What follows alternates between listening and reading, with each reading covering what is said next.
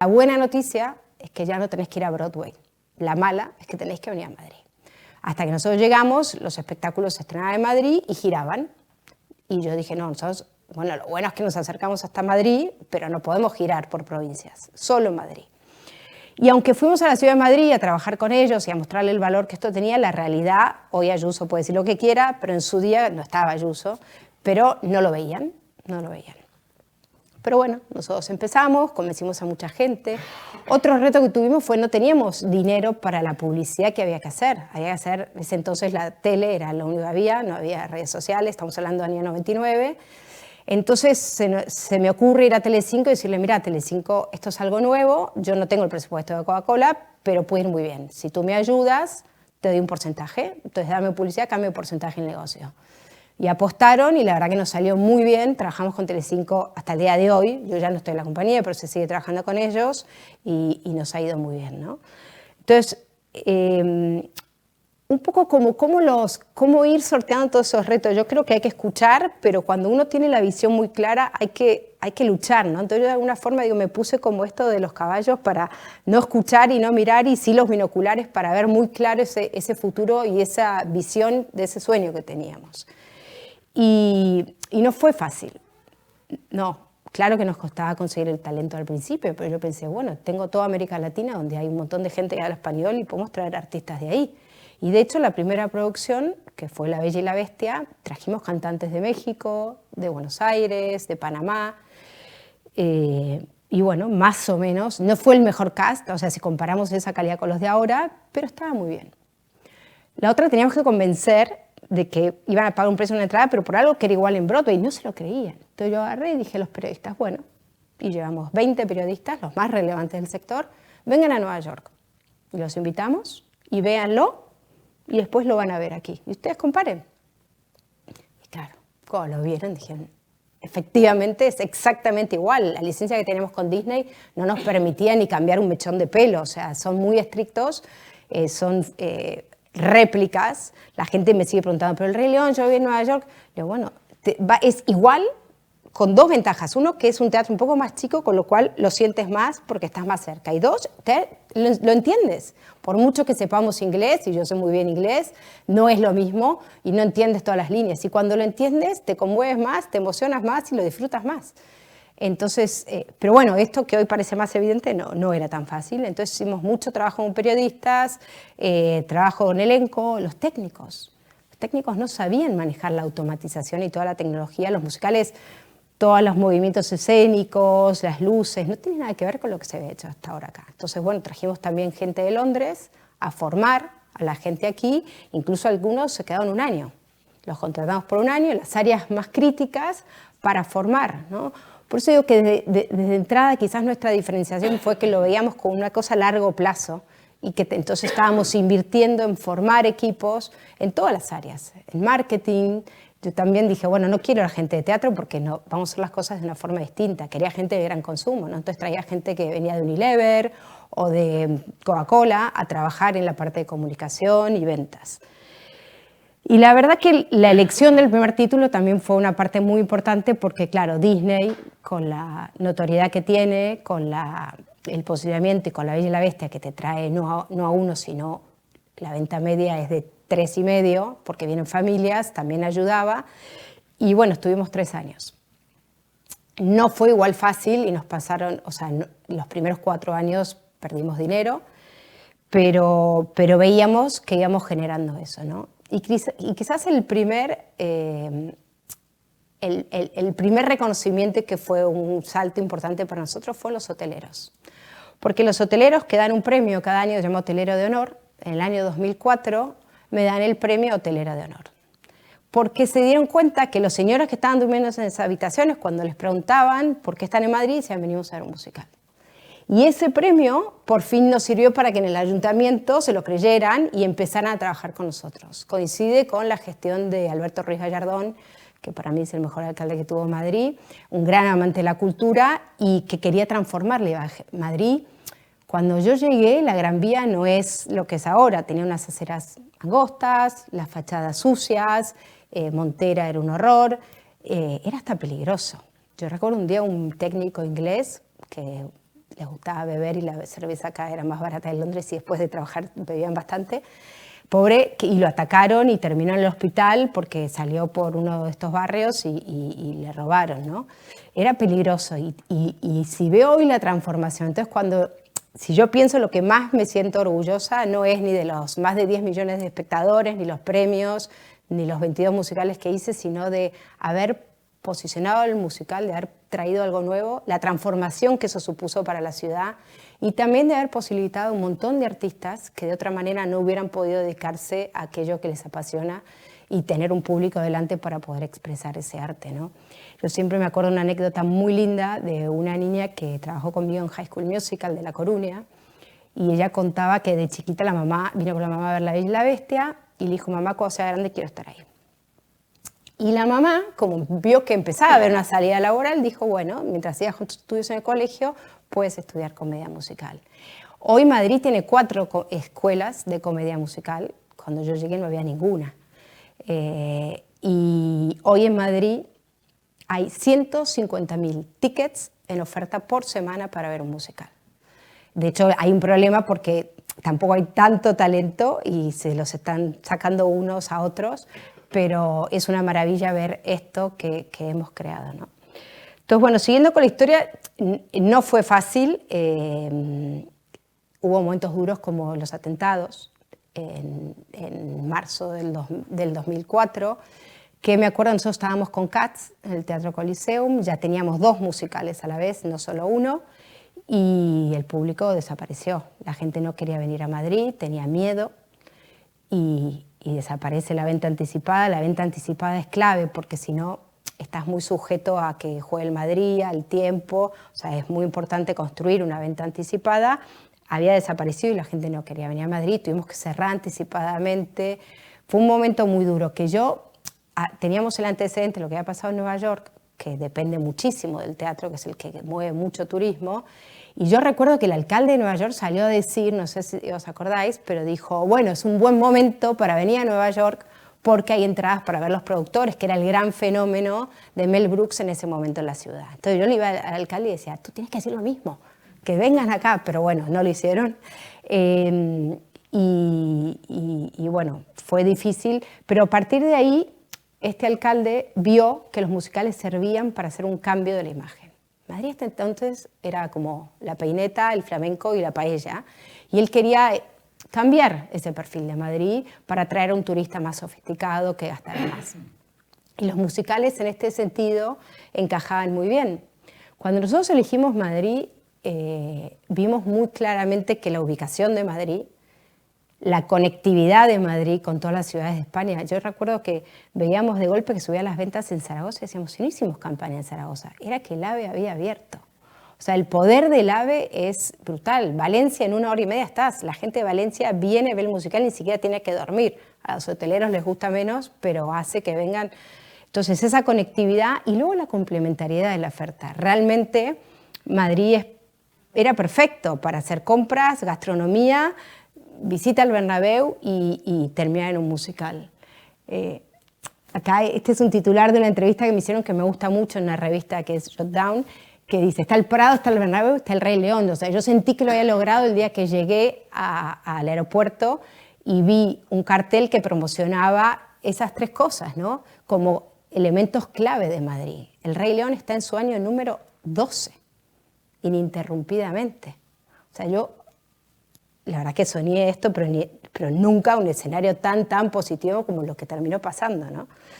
Entonces, bueno, nosotros llegamos a tener 3 producciones a la vez, hubo de todo. En el interín los mexicanos vendieron la compañía a un grupo holandés, esa fue una gran decisión, porque Latinoamérica la empresa había dejado de hacer musicales ahí, en cambio había un productor en Holanda que es Joop van den Ende, que estaba creciendo mucho, entonces tenía más sentido formar parte de ese grupo europeo y comprar las licencias para todos los territorios de forma conjunta, ¿no? Y eso nos dio una gran ventaja con respecto a otros competidores, además de que controlábamos los teatros. Que esa es otra, cuando yo llegué la primera vez que vi un teatro en Madrid, el que se iba a convertir en nuestro teatro, el señor que te daba la entrada, recuerdo que estaba fumando, que tenía el cigarrillo acá y con la otra me recibía. Y yo decía, no, esto no puede ser. Bueno, nos quedamos con la gestión del teatro y eso teníamos muy claro que la experiencia tenía que ser 360, ¿no? Porque el señor que viene a ver un musical ya no es el dinero que se gasta, el tiempo que nos está dando a nosotros. O sea, lo más preciado y escaso que tenemos es el tiempo, y lo están dedicando. En todos los estudios de mercado, además, que hacíamos con los espectadores, en general, ver un musical va asociado a una celebración. No saben la cantidad de pedidas de mano que hubo en el teatro, la cantidad de aniversarios, de cumpleaños de la mamá, del cumpleaños del hijo. Deciden pasarlo con nosotros. Es una responsabilidad enorme para nosotros, entonces tenemos que estar a la altura. Además que nosotros usábamos mucho algo para medir, en este negocio es muy importante el boca a boca, en función del boca a boca es lo más importante. Entonces, hacíamos un control de cuáles eran las expectativas del espectador y cuál era la satisfacción que tenía. Y esa diferencia, cuanto mayor era, mejor era el boca a boca y por ende mejor la venta. Entonces, por un lado, recuerdo mucho cuando hacíamos la campaña del Rey León que decíamos con Disney, no nos pasemos de generar un overpromise, no prometamos de más, que yo es algo que ahora veo mucho en publicidad en otros colegas musicales, el mejor, la producción más grande. Primero que es mentira y segundo, mejor hacer un poquito menos y sorprenderlos. O sea, tienes que hacer suficiente para atraerlos, pero no tanto, porque luego van a venir y si lo que reciben no está a la altura, van a salir muy decepcionados y no van a hablar bien. Entonces, bueno, cuidábamos mucho la comunicación, nunca engañar y no hacer de más y el resultado final. Y para que ese resultado fuera bueno, no solo era importante que la calidad de lo que hacíamos en el escenario fuera excelente, sino que toda la experiencia, ¿no? Y otro hito importante fue en el 2006, que ya veníamos muy bien, ya el mundo empezaba a ser digital. De los primeros productos que se empezaron a vender fueron los tickets de avión y para espectáculos, entonces nosotros fuimos muy pioneros en la venta, pero trabajábamos con el Corte Inglés. Cuando yo empecé a trabajar, el 50% de la venta se hacía en las tiendas del Corte Inglés. Hoy es cero, ¿no? Hoy el 60% se venden online y ni siquiera en canales, o sea, en tu propia página web. El reyleon.com es donde se venden la mayoría de las entradas. Entonces, nosotros vimos que esto iba por ahí y vimos además que el Corte Inglés no nos daba los datos de los clientes, no iba a ser la inversión tecnológica para los avances que teníamos que hacer y bueno, y básicamente esas dos. Entonces dijimos, vamos a apostar por una plataforma propia. Y sacamos una plataforma, pero claro, teníamos que empezar de cero. Y justo coincide con un título que no nos fue muy bien, que fue My Fair Lady, Víctor Victoria. Entonces también fue un momento como muy difícil, ¿no? Pero bueno, de todo se aprende, a todo reaccionamos. Esa compañía después la fusionamos con entradas.com y después se vendió a un grupo alemán, la de venta de entradas. Y como digo, hoy es todo digital, pero bueno, fue muy divertido. Ya pasaron 22 años, 24 años. Y yo dejé la compañía en el 17 porque, bueno, estrené El Rey León en el 2011. Me acuerdo que estrené en octubre del 2011 y me casé en noviembre del 2011. Fue una locura, pero lo logré. Ya lo que no pude ser viaje de novios, pues no me da la cabeza para organizar más. Pero ya sentí que en el 17 la empresa la había comprado un fondo y yo ya llevaba 18 años de mucho desgaste y tenía ganas de hacer cosas nuevas. Y ahí fue cuando decidí salir, montar mi productora y volver un poco a las raíces, ¿no? Porque también tenía ganas de volver a conectar, y esto que contaba Juan Carlos de trabajar con Serrat, volver a remangarme, a empezar de cero y a recuperar esa ilusión que tenía cuando empecé en el 99, ¿no? Y que creo que la compañía, yo para hacer cambiar Simba en el año 12, pues ya no me interesaba tanto, ¿no? La verdad que esto que les contaba, igual que al principio era solo Madrid, una vez que estuvo consolidado Madrid, sí que decidimos también hacer gira y hicimos una gira de Los Miserables que fue maravillosa porque hicimos como 20 ciudades. Imagínense si acá el público lo valoraba cuando llegábamos a Murcia. La gente de Murcia no podía, digo Murcia como digo Alicante o cualquier sitio, porque no todo el mundo puede venir a Madrid, ¿no? Entonces no podían creer y realmente era la misma producción que se podía ver en Londres en ese momento. Miserable fue uno de los hitos más grandes, o sea, yo creo que hubieron tres artísticos muy importantes. El primero, La Bella y la Bestia, que nos sirvió para empezar. Cabaret, no sé si alguien lo vio, pero era la producción de Sam Mendes, que habíamos levantado el patio de butacas y tú podías tomar una copa mientras veías el espectáculo. Y era tan impresionante la puesta en todo, la transformación del espacio, que me acuerdo que teníamos que empujar a la gente a entrar porque se quedaban así en la entrada y decíamos, no, pero pasen. También fue el primer musical que veíamos hombres solos. En general el musical es más la mujer la que toma la decisión, de pareja o con amigas, y aquí había hombres solos. También donde más desmayos tuvimos, porque como se bebía mientras veían el espectáculo, algunos se pasaban y teníamos una ambulancia a la puerta, pero estuvimos 3 años en cartel y fue una producción de Sam Mendes, la original, de mucho prestigio, donde por ejemplo descubrimos a Asier Echeandía, que hoy es un gran actor, con Natalia Millán, y el siguiente fue Miserables. Miserables fue para mí como la coronación artística de este proyecto. Fue en el 2010, que recuerdo también que mi jefe en Holanda me dice, Julia, no es momento para Miserables. Recordar que otra crisis, la del 2008, entonces ellos lo habían hecho en Holanda, no había funcionado, y me dice, la gente no quiere esto, no quiere oscuridad, quiere alegría, quiere bailar. Y a nosotros no nos funcionó. Y yo, no, entiendo lo que decís, pero en España esto va a funcionar. Es un título muy querido, hay un espíritu de lucha, de rebelarse, y esto va a funcionar.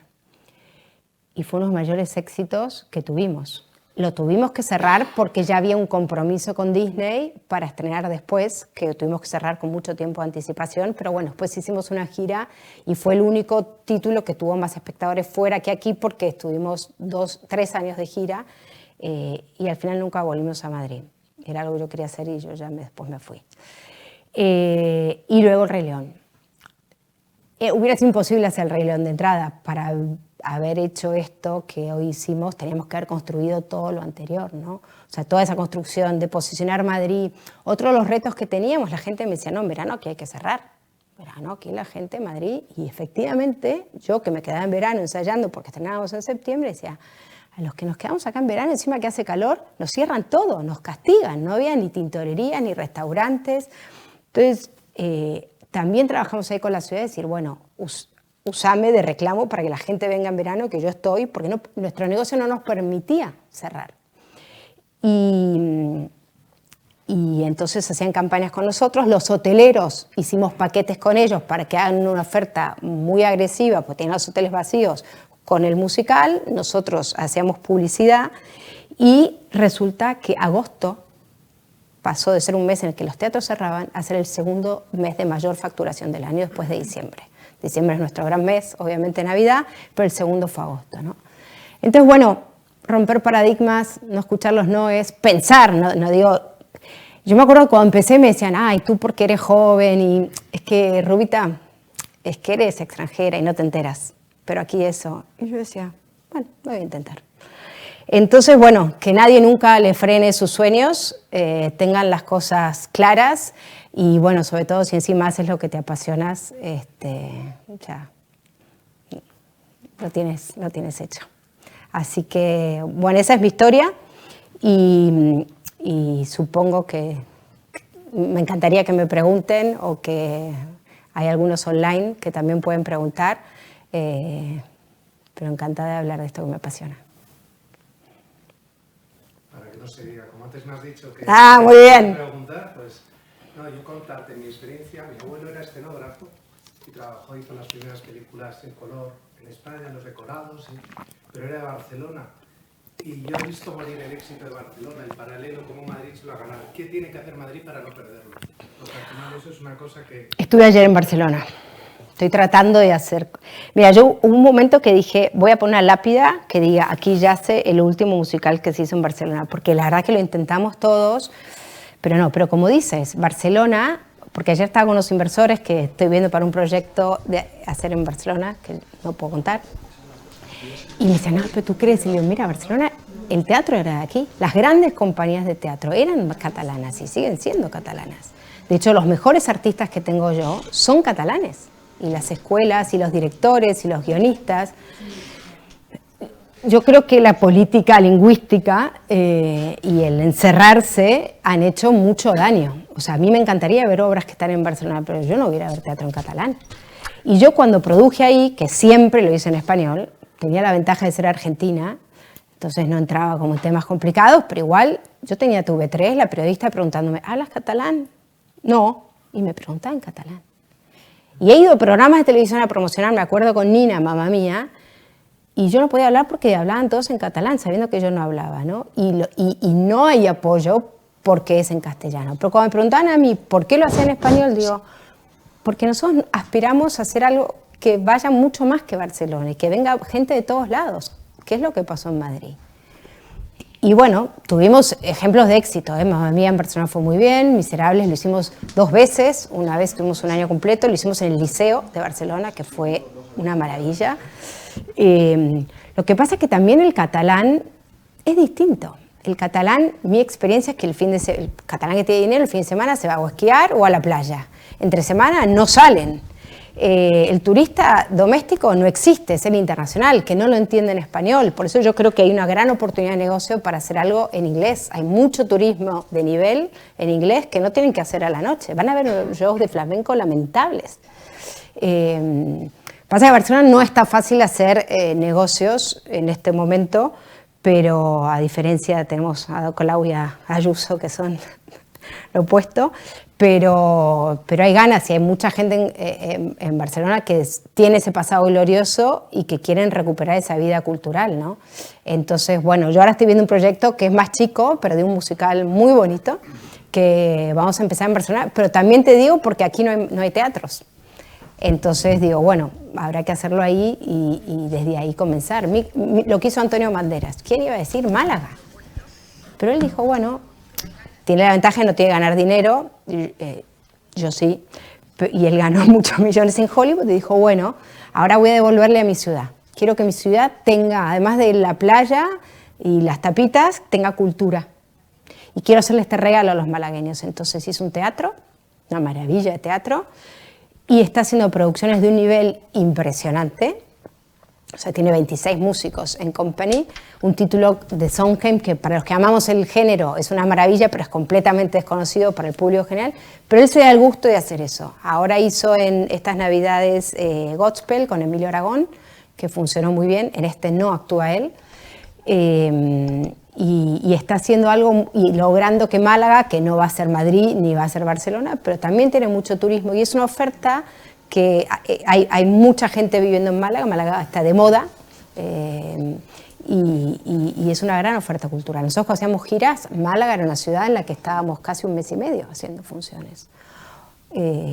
Pero también Valencia, también Sevilla, o sea, realmente hay mucha afición por el musical. Y Barcelona, esperemos poder recuperar al enfermo. Pero sí, desde el punto de vista de creación, las grandes escuelas siguen estando ahí y el talento es maravilloso. Julia, has dicho en 2 ocasiones o 3 que en Madrid hay un problema de teatros, ¿no? Sí. Y Madrid, como sabes, está iniciando ya por fin ese gran proyecto de Castellana Norte, o ahora le llaman Crea Norte, creo que lo han llamado, que va a cambiar Madrid. De hecho, es el proyecto inmobiliario más importante, no ya de España, sino de Europa. Y va a cambiar Madrid. No sé si sabes o conoces si dentro de lo que va a hacer, lo que ya está haciendo, de hecho, el Ayuntamiento directamente, hay algún proyecto de también que haya, bueno, pues alguna zona o algún espacio para teatros, para musicales, etcétera, ¿no? Porque sería importante, porque lo están haciendo ahora. Y yo creo que el alcalde, el actual alcalde, ya veremos si sigue o no, pero el actual alcalde está muy concienciado con hacer las cosas bien. Entonces, yo creo que sería bueno trasladarle, en fin, hay varias esferas en que se puede hacerle llegar un poco ideas, ¿no? No, el alcalde es perfectamente consciente. Yo, estando en stage y fuera de stage, me reuní, bueno, los anteriores alcaldes también, pero con este en concreto ya me reuní varias veces, es consciente, sabe, por un lado va Fitur y dice Madrid, capital de los musicales, la tercera del mundo, y saben el negocio que genera, pero por otro lado digo, no sigas diciéndolo porque tenés un problema, o sea, hoy Mary Poppins no se puede representar acá, ni la producción que yo hice en Miserables, porque el único teatro es Lope de Vega y por suerte estarás para siempre con el Rey León ocupado. Entonces tiene un problema Madrid. Conozco operadores de fuera con espectáculos muy potentes que no tienen dónde venir. Él le queda un año de mandato, no sé qué. Sé que donde hay un proyecto, lo que se ha transformado es IFEMA. Dijiste antes Malinche, lo que ha pasado es que con esta carencia han surgido el mundo de las carpas. No sé si alguien fue al Espacio de las Delicias, pero ahí hay unas carpas, no son de mi gusto, pero se podrían hacer mejor, pero la gente se están buscando la vida porque no hay donde representar los espectáculos. Entonces están surgiendo carpas, en las carpas de IFEMA. IFEMA vio que esto le daba, porque también ellos tienen las ferias de día y esto lo ocupan de noche, entonces encaja muy bien. Le dio vida a la restauración. La verdad que entonces están ahora apostando, me presentaron el otro día el proyecto, por hacer 2 teatros, pero hasta el año 25 no van a estar. Pero bueno, tengo que ver el detalle, a ver si realmente son y cómo los van a gestionar. El Palacio de la Música, la Gran Vía, van a empezar por fin a hacer obras, pero tampoco es un teatro porque no tiene escenario, era un cine y está protegido. Entonces yo sigo peleando y buscando. No va a ser en el centro de Madrid, porque en el centro de Madrid está tal, pero lo importante es que esté bien comunicado, ¿no? Y de hecho IFEMA no está en el centro de Madrid y demostró. Sí que tiene que tener un poco de magia, el contenido es el driver, pero también tiene que haber un lugar donde tomar algo después, comer, y cuantos más seamos, mejor, ¿no? Lamentablemente el mío es un sector de bastantes envidias y rivalidades, y no es fácil, pero yo en Alemania, por ejemplo, en Hamburgo, que es increíble porque tiene muchos menos habitantes, pero bueno, Alemania es mucho más grande, y como digo yo, en estas ciudades de Alemania vas a ver un musical o te pegas un tiro porque no hay nada que hacer. Entonces vienen de toda Alemania a ver musicales, y ahí sí que colaboramos con otros y hemos creado polos de entretenimiento en lugares nuevos. Entonces cuanto más hayan, es como a mí cuando empieza a surgir competencia. Nacho Cano siempre dijo, Julia, si vos no hubieras hecho esto, yo nunca se me hubiera ocurrido hacer hoy, no me puedo levantar.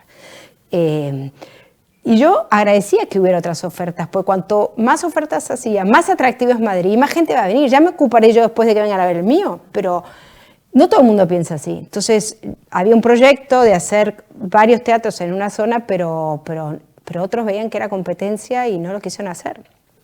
Sí, ni siquiera en la época de la pandemia, que fue el momento más difícil que tuvo nuestro sector, porque como yo le explicaba el otro día a alguien, en otros sectores todos nos vimos afectados, pero el nuestro fue de los pocos que pasaron de 100 a 0, no había una venta de nada. Entonces, y duró mucho tiempo. Entonces, realmente, y en ese momento traté de que todos los productores se unan, porque dije, bueno, la buena noticia es que no es un problema solo de España, estamos todos los productores del mundo igual, y fue muy difícil ponerlos de acuerdo, ¿no? Entonces, ese es un problema. ¿Verías el Bernabéu, por ejemplo, para un supergran musical, ahora que lo quieren dedicar? Ya hablé con Florentino y con todo su equipo. Sí, lo que pasa es que ahí van a hacer algo espectacular, el proyecto es brutal, pero va a ser de cosas, al final el fútbol manda. Entonces quieren hacer espectáculos de 2-3 días o de una semana, pero un musical necesita todos los días, todas las semanas del año. Entonces lo que es más para conciertos, para convenciones, pero no para un musical. No, para un musical. Entonces en Madrid Norte yo escuché de música que querían hacer un espacio un poco multifuncional, pero no teatro.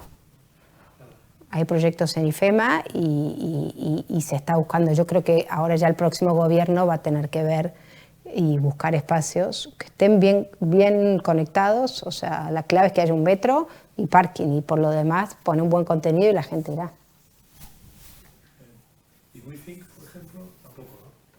No, es un magnífico estadio para hacer conciertos. Sí. No, el teatro tiene sus particularidades, tiene su caja escénica, su capacidad, su cercanía, y no. Preguntas online, Julia, Sí. ¿vale? Te las voy a hacer. ¿El musical es la versión moderna de la ópera? ¿Qué tienen en común y en qué se diferencian sustancialmente?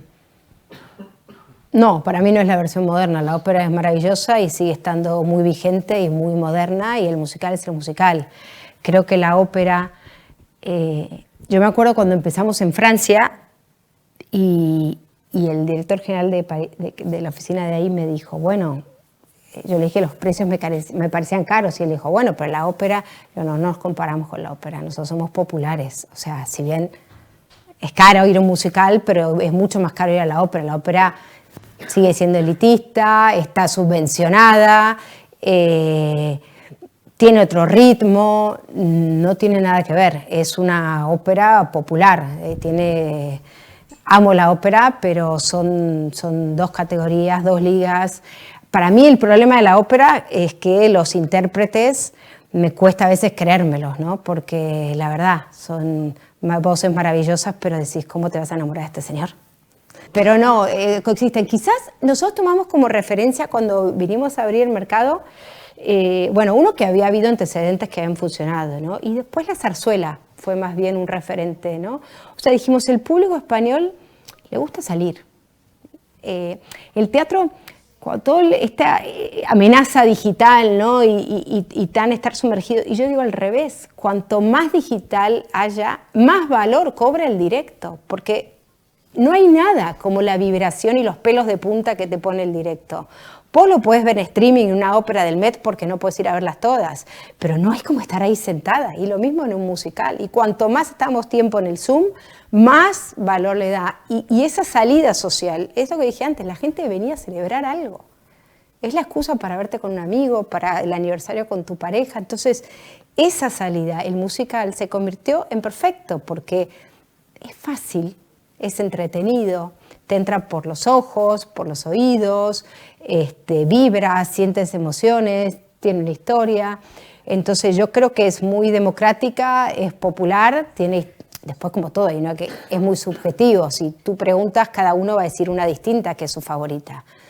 En general, la primera que viste suele ser tu favorita, pero a mí siempre me preguntan, y bueno, es como preguntarte qué hijo te gusta más, y los querés a todos, cada uno con su particularidad, pero sí puedo decir que Los Miserables es mi favorito, que me parece una maravilla. Pero la zarzuela sí que lo tomamos, y de hecho ahora hay un ejercicio, la zarzuela está tomando gente del musical para reescribir zarzuelas clásicas, o Lucas Vidal, que es un compositor, un chico joven magnífico, está componiendo, y a Boris Izaguirre lo llamaron para escribir una zarzuela, ¿no? O sea que, bueno, me parece interesante. Te paso otra pregunta, Julia. Sí. Cuando haces un espectáculo como El Rey León o Los Miserables, ¿tienes que cumplir con una serie de requisitos? Es decir, ¿cumplir con guidelines de quienes tienen los derechos del espectáculo? Muchísimos. Hay distintos tipos de licencia. Hay la licencia réplica, que son las de Disney, no todas de Disney, pero El Rey León y es una de ellas. No te dejan salirte en nada, o sea, viene la directora de Estados Unidos, el coreógrafo. De hecho, nosotros por un tema de costes decíamos, bueno, pero quizás el asistente, ya tenemos experiencia, déjame que sea yo. No dejan nada librado al azar.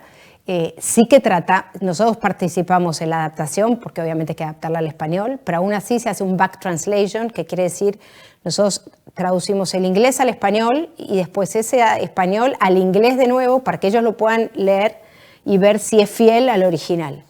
Y se tienen muchísimas reuniones. Yo me acuerdo cuando fuimos a Mamma Mía, Bjorn, el de ABBA, nos dice que para probarme el traductor tenía que tener una conexión intelectual con él.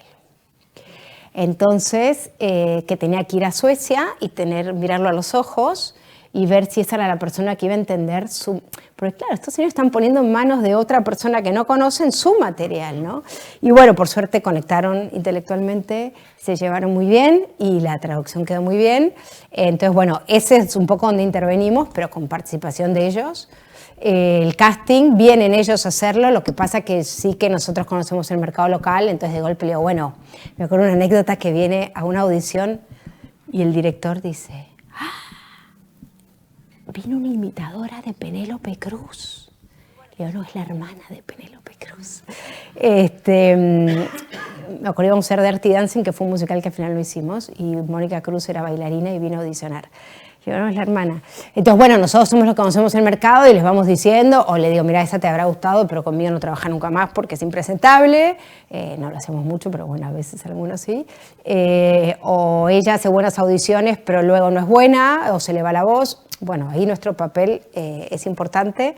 Pero bueno, nosotros hacemos toda la inversión, corremos todo el riesgo, pero ellos tienen todo el control artístico y Disney, o sea, a día de hoy, cada 6 meses se presentan, además de forma sorpresiva, y sobre todo se sientan en el teatro, porque lo que quieren asegurarse es que esos actores sigan estando frescos y sigan dándolo todo. Piensen que hacen 8 funciones por semana. Hay semanas, las de Puente, que hacen hasta 10. Entonces lo importante es que el público está ahí, lo está viendo por primera vez y que ellos mantengan todo ese entusiasmo, esa energía y esa calidad, ¿no? Y también les hacíamos contratos solo por un año y los ponemos a prueba de alguna forma para ver que sigan estando al nivel y el que no está se cambia, ¿no? Entonces tienen un control absoluto. Yo me acuerdo cuando nosotros empezamos a planificar la campaña de marketing del Rey León en el año 2009, plena crisis. Yo me acuerdo que las noticias eran en España el paro 50%, o sea, tremendo. Y entonces me junto con el presidente de Disney y me dice, pero ¿cómo se te ocurre hacer la inversión más alta en un musical, la obra más ambiciosa en este momento tan malo? Y le digo, Tomás, porque en momentos difíciles es cuando necesitamos grandes argumentos para que la gente salga de casa. Si yo hago una cosa más o menos, la gente no va a tener. Necesitamos algo, lo más potente de todos para que vayan. Y créeme que va a funcionar.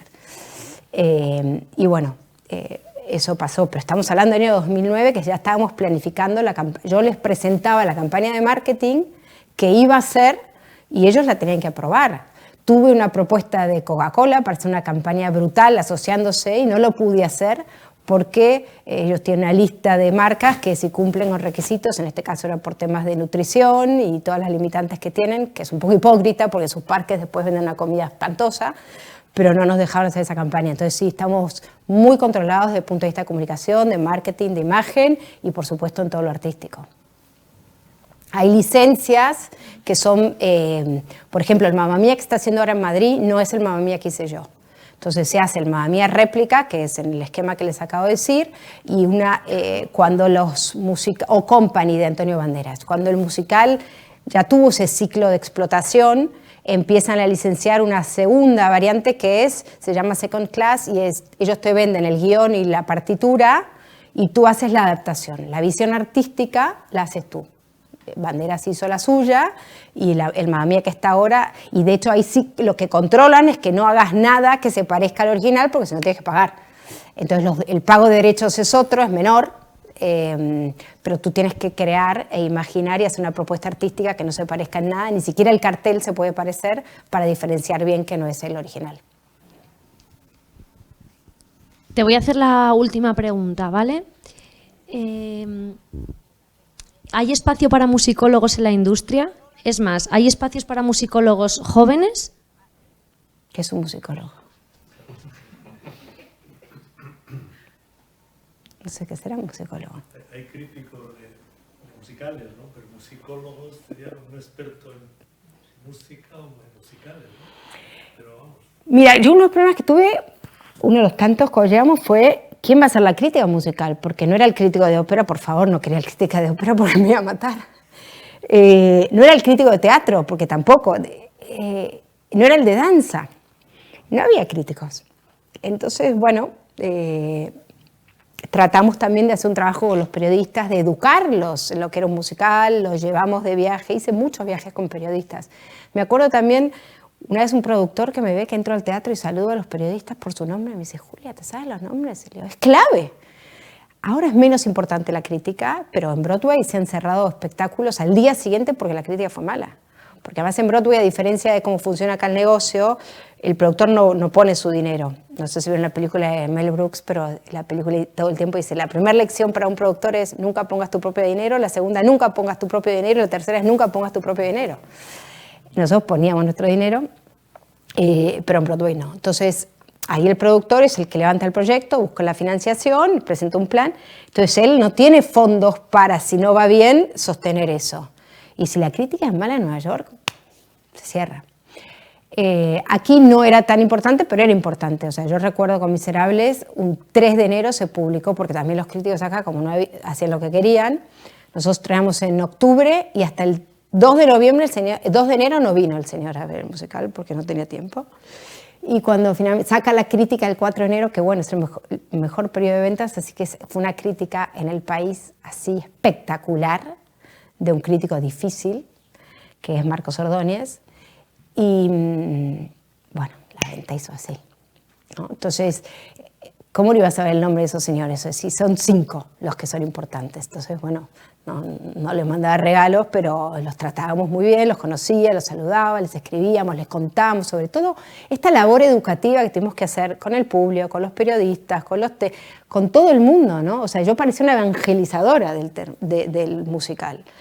Entonces, hablando de los musicólogos, hoy lo que hay son influencers, ¿no? Hay blogueros, hay influencers y hay gente que le gusta. O sea, hay unos frikis del musical que no os podéis imaginar. O sea, hubo un momento a mí que me asustó porque me escribían mensajes, pero bueno, es muy bonito verlo, este monstruo que hemos creado, y lo que sí es que hay un público mucho más formado, más entendido y que por ende no se le engaña, ¿no? Entonces aquí espero que la responsabilidad de todos siga siendo que sigamos haciendo producciones de mucho nivel.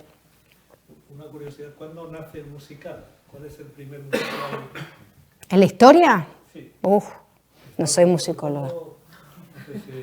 Te digo que es en Estados Unidos y fue principio del siglo XX. ¿Tan atrás? Sí. Una última pregunta. ¿Qué obra no has hecho aún y que estás deseando hacer? Qué buena pregunta. Bueno, hay muchas que no hice que estoy deseando hacer. Algunas sé que ya no las haré porque están fuera de tiempo. Pero hoy que estoy independiente, estoy buscando primero lo que puedo, porque las grandes, que yo ya no estoy ahora en la grande, se quedan con los títulos grandes y quizás no están apostando por títulos más arriesgados. No sé si alguien vio Dear Evan Hansen, pero es un musical que habla de algo tan difícil como es el acoso escolar. Y es un chico que se suicida por el acoso que recibe de sus compañeros y porque se sentía un raro. Y es una maravilla.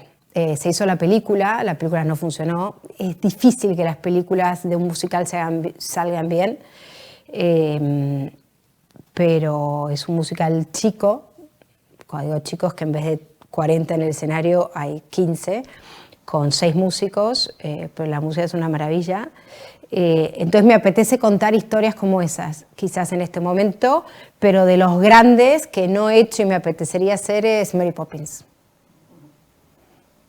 Quizás porque es mi infancia y mi niñez, y porque no se hizo nunca en España. O sea, estoy un poco decepcionada con los productores actuales que están arriesgando poco, en el sentido que no están haciendo títulos nuevos. Hay cosas súper interesantes en Broadway como Moulin Rouge, como Dear Evan Hansen, como Six, títulos que cuentan historias quizás más contemporáneas, y aquí vuelven a hacer otra vez Mamma Mía, o vuelven a hacer, ahora me enteré que iban a hacer de nuevo otro musical que hicimos nosotros, Chicago, y otra vez, en vez de hacer cosas nuevas, ¿no?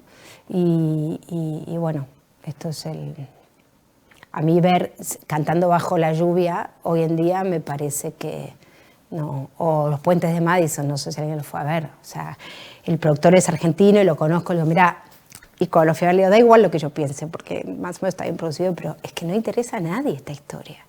Además, no puedes comparar con la película. Hay que saber, o sea, el cine tiene sus bondades y sus beneficios, y el teatro tiene los suyos. O sea, no trates de copiar una película, porque el storytelling, no tenés los recursos del cine, pero tenés las bondades del escenario, ¿no? Entonces, a veces la traslación de uno a otro no es tan fácil. Ya no hay más preguntas online, Julia. Bueno, gracias.